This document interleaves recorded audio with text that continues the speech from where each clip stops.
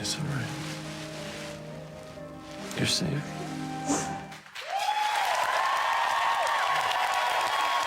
That was a clip from Falling Skies. We are back with Noah Wyle.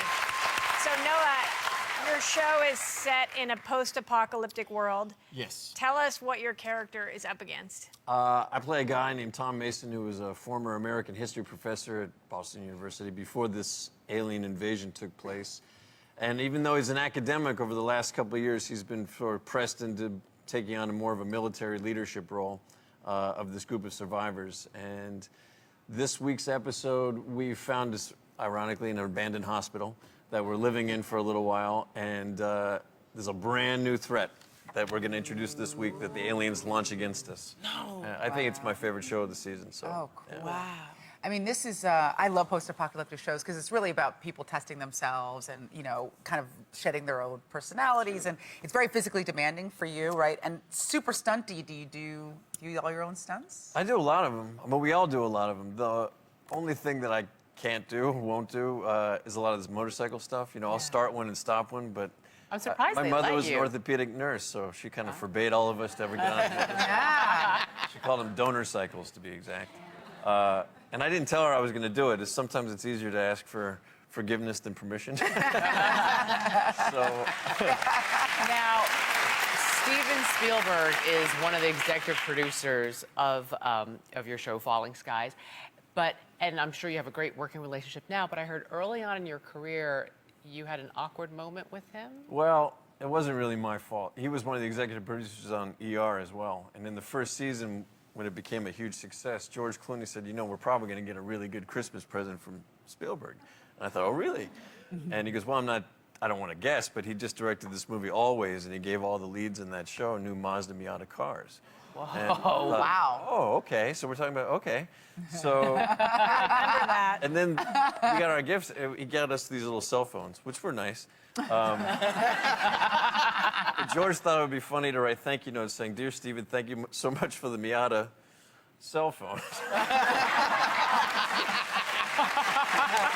was the reaction? So I wrote mine, assuming he did as well, which was a really bad assumption. Oh! It didn't go over very well, and it took me a little while to sort of make it. Oh, George! Yeah.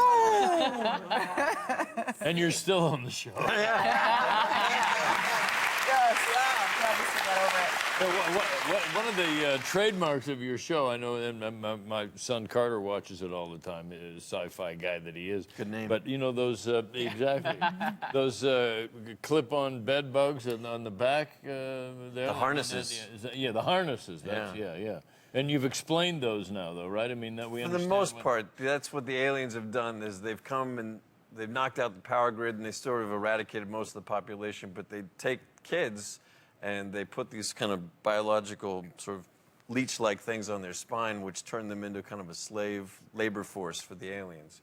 And they did it to my son, and we successfully got him back, although he seems to be going through some kind of metamorphosis at the moment that we can't explain. But that's the premise, is that they want the kids. And, There's a lot going on, a lot of sci-fi. You guys dig deep on that show. we do.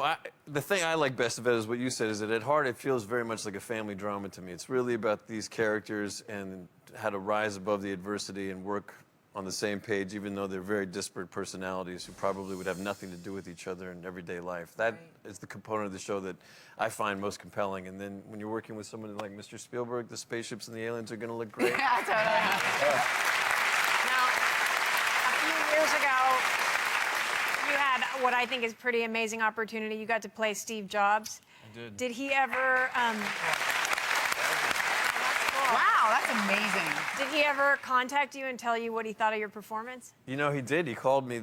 I didn't meet him. In fact, TNT, who I made the movie for, didn't want us to contact them. They were worried that they'd find something libelous in the film. But the day after that it aired, my phone rang and I answered it, and this voice said, Noah? And I said, yeah. He said, this is Steve Jobs. My heart starts going like this. I go, yeah. And he says, listen, I'm just calling to tell you I hated the movie. Because I hated the script. I hated everything about it. I think if you'd spent a little bit more attention to detail, maybe a little bit more time, certainly a little bit more money, you guys could have had something. But you were good. Thank